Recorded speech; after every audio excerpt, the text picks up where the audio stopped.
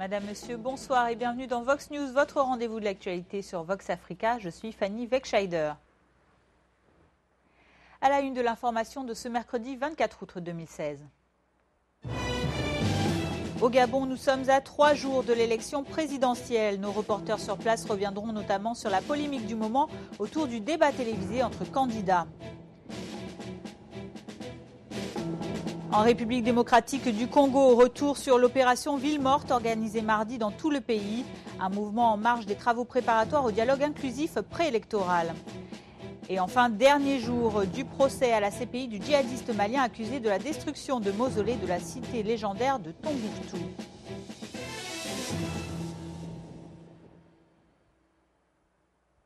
Bonsoir à tous. Nous ouvrons cette édition au Gabon avec notre page spécialement consacrée à la présidentielle. Tout de suite, les derniers faits marquants de la campagne électorale.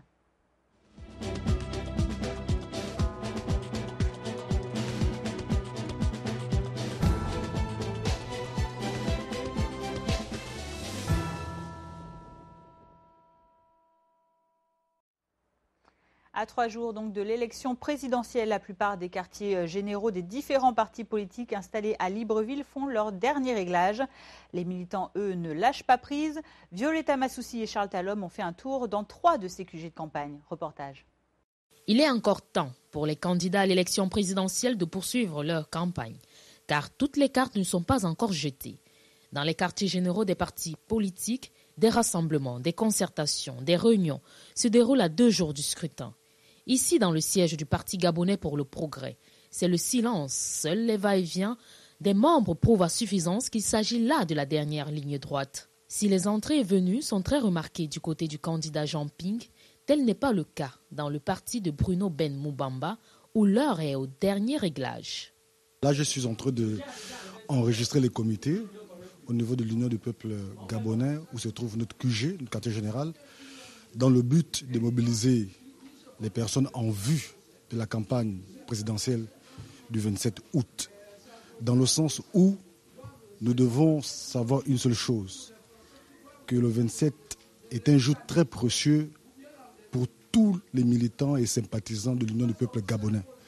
À 2 jours des élections, il n'y a rien de particulier, simplement le travail que nous avons initié depuis le lancement de la campagne qui consiste à évoluer dans le travail de terrain, le travail de proximité, le porte-en-porte, la sensibilisation, la conscientisation de la population gabonaise à prendre leurs responsabilités en main. Aussi, un appel est lancé par les vieux sages. Mes chers frères et sœurs, vous connaissez cette figure depuis Pierre Mambundu, du mouvement des sages. Je vous appelle de venir adhérer chez Bruno Ben Moubamba qui a remplacé Pierre Mambundu. Donc, les votes seraient le 27 août. Je vous appelle, venez avec vos cartes de membres, avec vos cartes d'électeurs et avec vos cartes d'identité. Allez-y dans les urnes. À 2 jours de l'élection, le parti de la majorité, quant à lui, a un siège plutôt rempli des partisans, mais ceux-ci ayant soif de gadgets. À 6 heures du matin, je suis venu ici pour prendre les t-shirts des membres de mon association. Depuis cette campagne, je cours à travers les QG, là où il y a les gadgets de mon champion, Ali Bongo Ondimba. Il n'y a rien. Tout compte fait, ces quartiers généraux des partis mettent tout en œuvre pour achever en beauté cette campagne présidentielle lancée il y a bientôt 2 semaines. Pour faire le point directement depuis le Gabon avec nous ce soir, Paul Mahel nous a rejoint par téléphone. Paul Mahel, notre directeur Vox Africa Afrique centrale. Bonsoir Paul. Bonsoir Fanny, bonsoir à tous. Bonsoir. Alors Paul, on a beaucoup parlé aujourd'hui à Libreville de la possibilité d'un face-à-face entre Jean Ping et le président candidat Ali Bongo Ondimba. Qu'en est-il exactement ? Eh bien, ce face-à-face n'aura pas lieu pour 2 raisons au moins. La première raison, c'est que le débat télévisé pour les candidats dans une élection présidentielle au Gabon est régi par la loi électorale qui prévoit effectivement que tous les candidats ont droit à l'espace public, à la télévision publique notamment, pour présenter leur projet de société au Gabon. Il y a 4 journalistes pour l'exercice sélectionnés pour la circonstance par le Conseil national de la communication et le chronogramme avait été établi à l'avance à la présence de tous les représentants de chaque QG de candidat. Et le tour de Jean Ping, c'était hier soir. Le candidat ne s'est pas présenté parce qu'il estime d'abord que les journalistes qui sont sélectionnés sont à la solde du candidat Ali Bongo. Ensuite, il estime que le débat devrait avoir lieu avec le candidat plutôt qu'avec ces journalistes-là. Sauf que la loi électorale au Gabon pour une élection à un tour avec 11 candidats ne prévoit pas qu'il y ait de face-à-face entre deux candidats de cette sorte. Et surtout, c'est l'argument qu'avance le camp Ali Bongo. Le ministre Lili Vizier, qui est le porte-parole du candidat Ali Bongo, qui était face à la presse aujourd'hui, a réaffirmé ne pas vouloir avoir ce débat parce qu'il ne comprend pas pourquoi Ali Bongo devrait avoir un débat avec Jean Ping plutôt qu'avec les 10 autres candidats. D'accord. Alors Paul, on parle aussi beaucoup de violence dans les échanges entre les différents quartiers généraux. Est-ce qu'il y a des craintes à avoir pour le scrutin de samedi ? Non, il n'y a aucune crainte, même si effectivement, comme vous le dites, Fanny, il y a beaucoup de violence dans les échanges verbaux dans les différents camps. Une fois encore, le ministre Bilibizi, qui était en conférence aujourd'hui, nous a indiqué que certains militants du PDG ont été violemment agressés, ont été physiquement agressés au sortir des meetings de leurs candidats. L'un d'entre eux va d'ailleurs être opéré dans les prochains jours.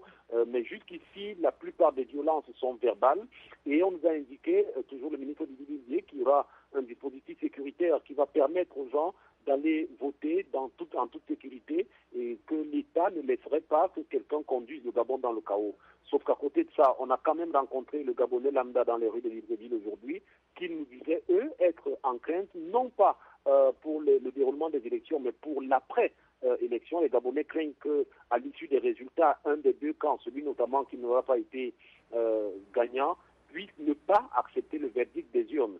Même si du côté du pouvoir, on nous affirme que l'élection qui va avoir lieu samedi prochain sera la plus transparente qu'on ait connue en Afrique francophone et qu'elle sera également en toute sécurité. Certains Gabonais que nous avons rencontrés nous ont dit préférer aller à l'arrière-pays pour voter, pour s'assurer d'être en sécurité.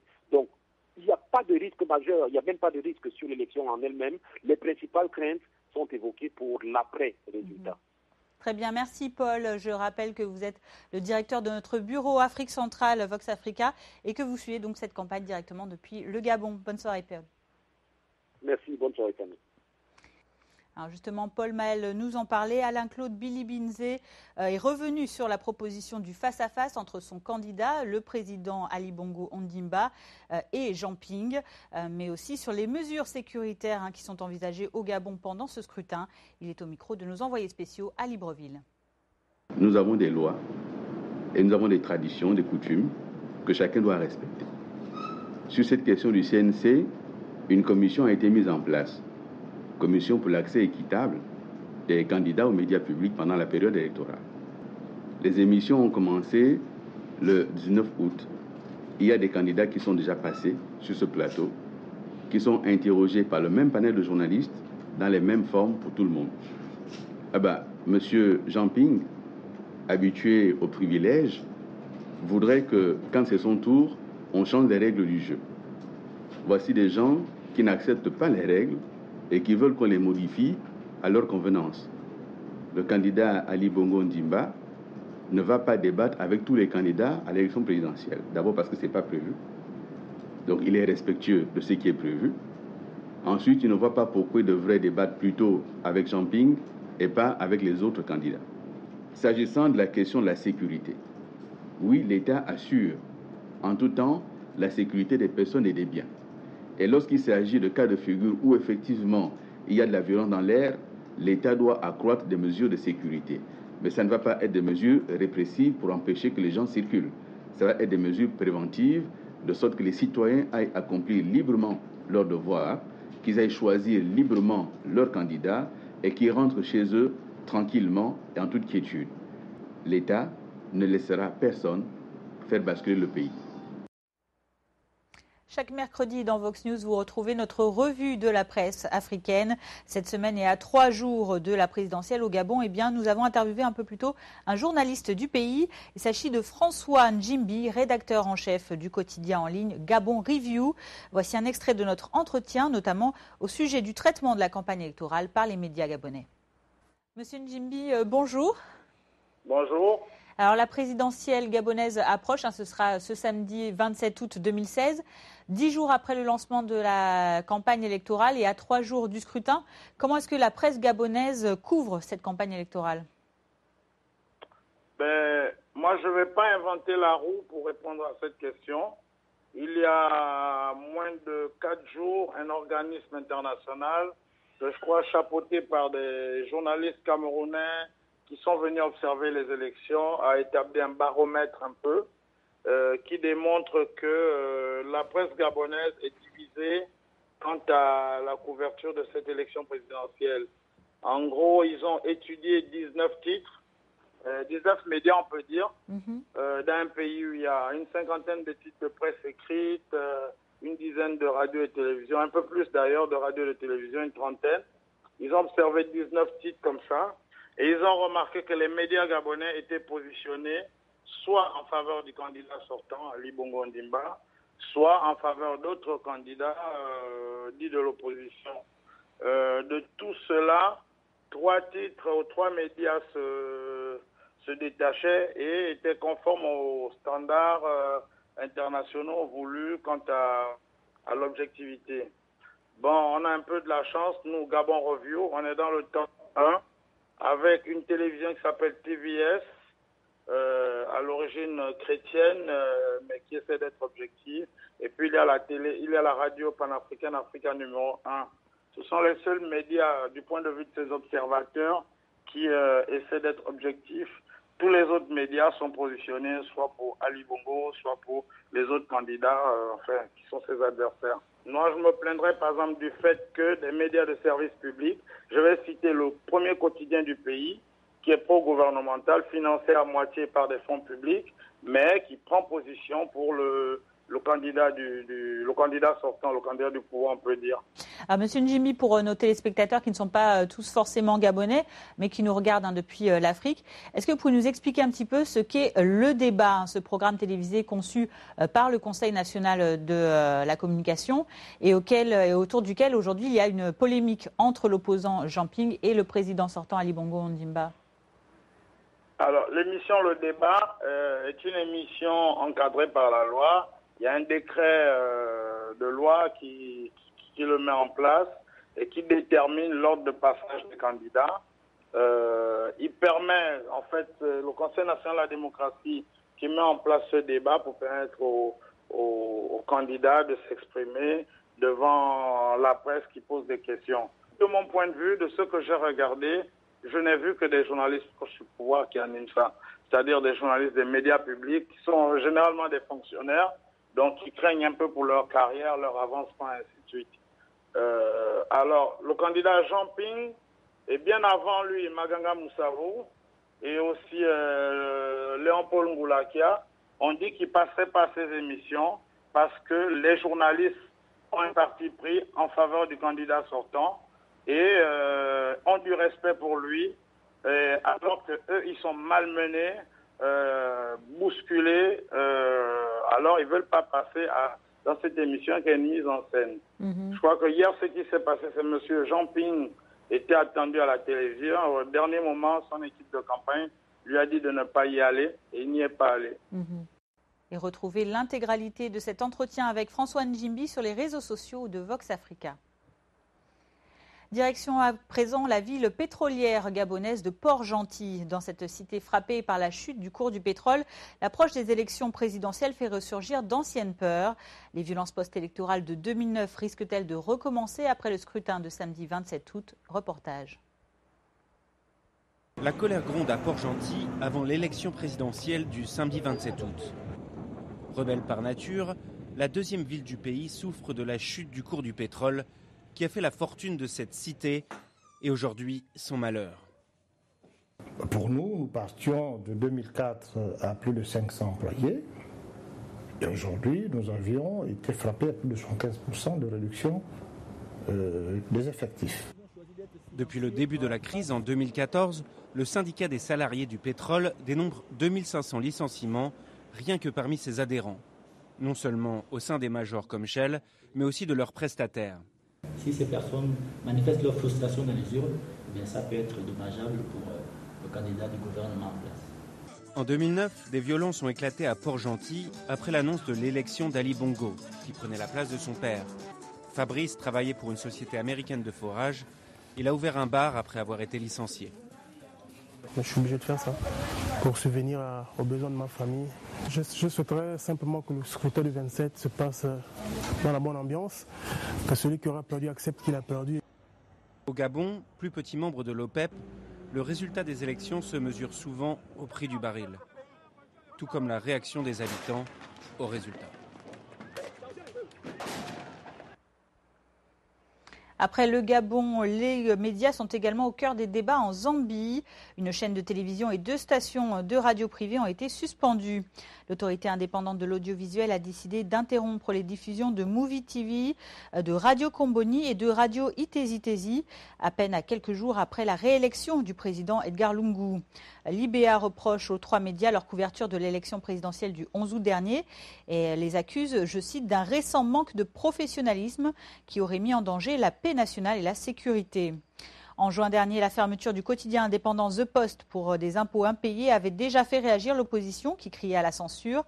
Pour l'opposant Hakainde Hichilema, battu de quelques 100 000 voix à la présidentielle, ces nouvelles suspensions de médias montrent une volonté du gouvernement de museler la liberté d'expression dans le pays.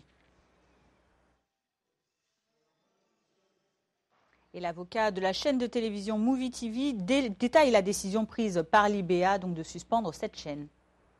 Une lettre a été envoyée ce soir à Movie TV afin de suspendre leur licence.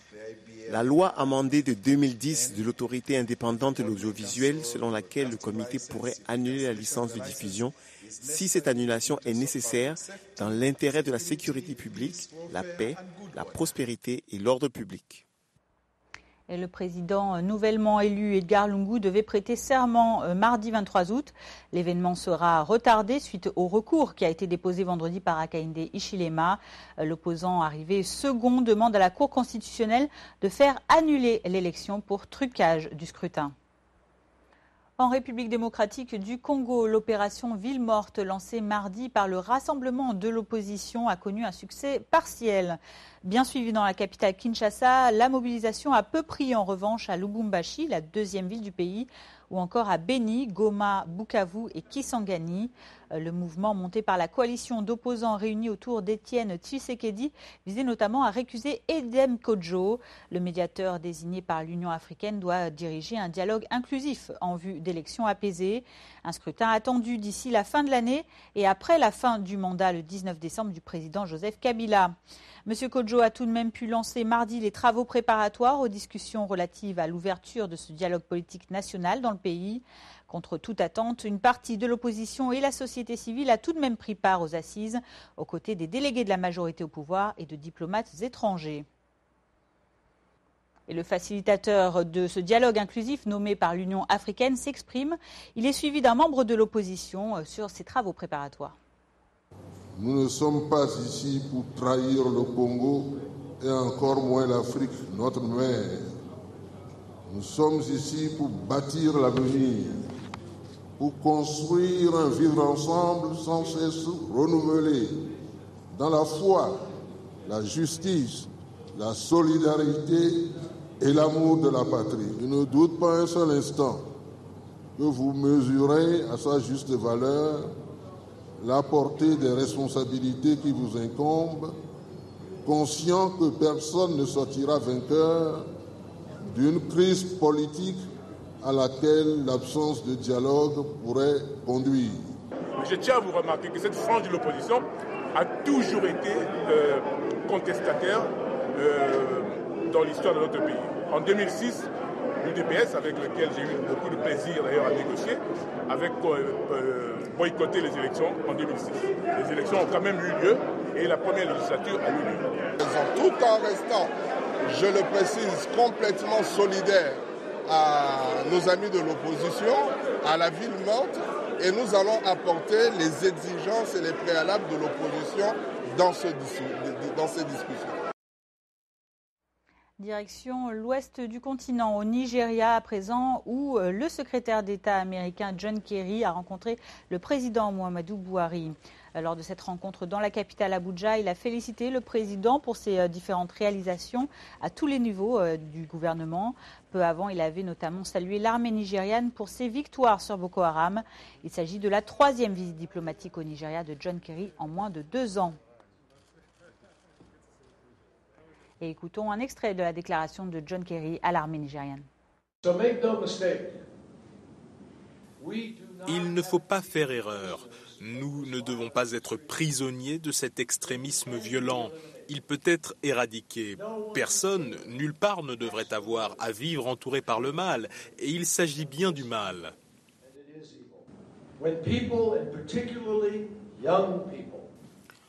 Quand les gens, et particulièrement les jeunes, n'ont aucun espoir dans l'avenir et n'ont pas de foi dans une autorité légitime, quand il n'y a aucun moyen pour les gens d'exprimer leurs inquiétudes, la situation s'aggrave de façon critique et ces personnes deviennent vulnérables à l'influence extérieure. Et personne ne le sait mieux que les groupes extrémistes violents qui utilisent régulièrement l'humiliation, la marginalisation, l'inégalité, la pauvreté et la corruption comme des outils de recrutement. Poursuite du procès à La Haye du djihadiste malien présumé Ahmad Al-Faqi Al-Mahdi. Ce mercredi aux Pays-Bas, l'accusation a requis une peine allant de 9 à 11 ans de prison à l'encontre du prévenu qui est jugé par la Cour pénale internationale pour avoir détruit à Tombouctou entre juin et juillet 2012 des monuments classés au patrimoine mondial de l'humanité par l'UNESCO, parmi eux 9 mausolées. Bien que l'accusation et la défense ont annoncé lundi à l'ouverture du procès que Ahmad Al-Faqi Al-Mahdi ne ferait pas appel si la condamnation était équivalente à la peine requise, eh bien les juges de la CPI ne sont pas tenus de s'y contraindre. Le prévenu qui a plaidé coupable des faits reprochés lundi pourrait tout de même donc encourir une peine qui pourrait aller jusqu'à 30 ans de détention. Le troisième jour de ce procès marque également la fin des auditions. Et le représentant de la procureure de la Cour pénale internationale, Gilles Dutertre, détaille la réquisition de l'accusation. Il est suivi d'un représentant de l'UNESCO entendu ce mercredi au sujet de l'héritage historique que représente Tombouctou, également appelée la cité des 333 saints. Aujourd'hui, après 2 jours d'audience et presque à l'issue de ce procès, l'accusation requiert que la Chambre veuille bien prononcer une peine qui reste dans cette fourchette de 9 à 11 ans d'emprisonnement. L'accusation estime que cela tient compte de la gravité très importante du crime, de son impact, du rôle de M. Al-Mahdi, tout en reconnaissant les circonstances atténuantes réelles tirées de son comportement postérieurement aux faits. Nous sommes ici pour rendre justice à la mémoire, pour réaffirmer l'importance des symboles dans l'existence d'un peuple.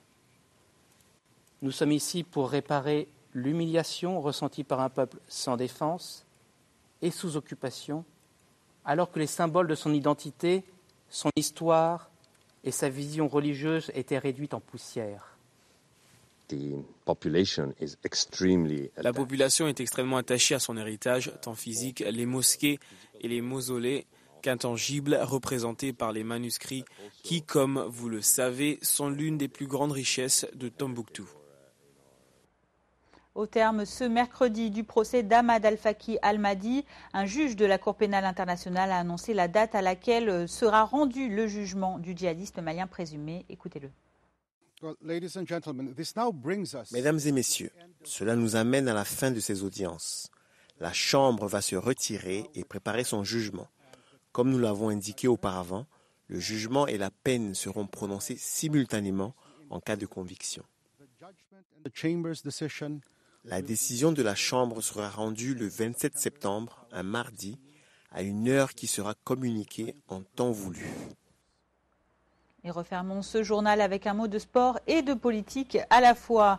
L'équipe olympique éthiopienne a été accueillie chaleureusement mardi à son retour au pays après les Jeux olympiques de Rio. À Addis Abeba, plusieurs sportifs ont été honorés parmi les détenteurs des 8 médailles olympiques remportées par l'Éthiopie aux Jeux. Un athlète emblématique manquait tout de même à l'appel.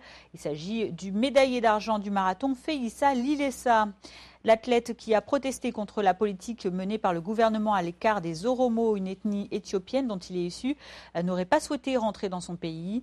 Feyisa Lilesa, qui avait croisé les bras à son arrivée du marathon et lors de la remise des médailles pendant la cérémonie de clôture des JO, craint des représailles des autorités éthiopiennes. Celles-ci lui ont pourtant assuré qu'il ne serait pas puni. Et au-delà de la polémique créée autour de cet athlète protestataire, eh bien les autres athlètes de la délégation éthiopienne sont, eux, rentrés ravis évidemment de leur parcours aux Jeux Olympiques. Et je vous propose de les écouter. Je ne sais pas si le comité olympique va retirer la médaille de Feyisa Lilesa. Cela dépend des règles et de la réglementation des Jeux olympiques. Tout ce que je sais, c'est qu'il a reçu la médaille d'or pour sa performance. C'est tout ce que je peux dire. C'est la première fois que je participe aux Jeux olympiques et j'ai ramené une médaille d'or à mon pays. Je suis très contente de ma performance. Je suis un champion éthiopien. Nager, c'est toute ma vie. Je voulais être un nageur et je vais continuer à nager. Je ne sais pas quand je vais m'arrêter, je continue de nager. C'est la fin de cette édition. Merci à vous de l'avoir suivi. Rendez-vous demain soir, même heure, pour votre prochain Vox News. Et comme tous les jours, après le journal, ne manquez pas notre page spécialement consacrée à l'élection présidentielle au Gabon. Ce soir, et à la demande de nombreux téléspectateurs, Vox Africa rediffuse l'entretien avec le président sortant Ali Bongo Ondimba. Bonne soirée sur votre chaîne panafricaine.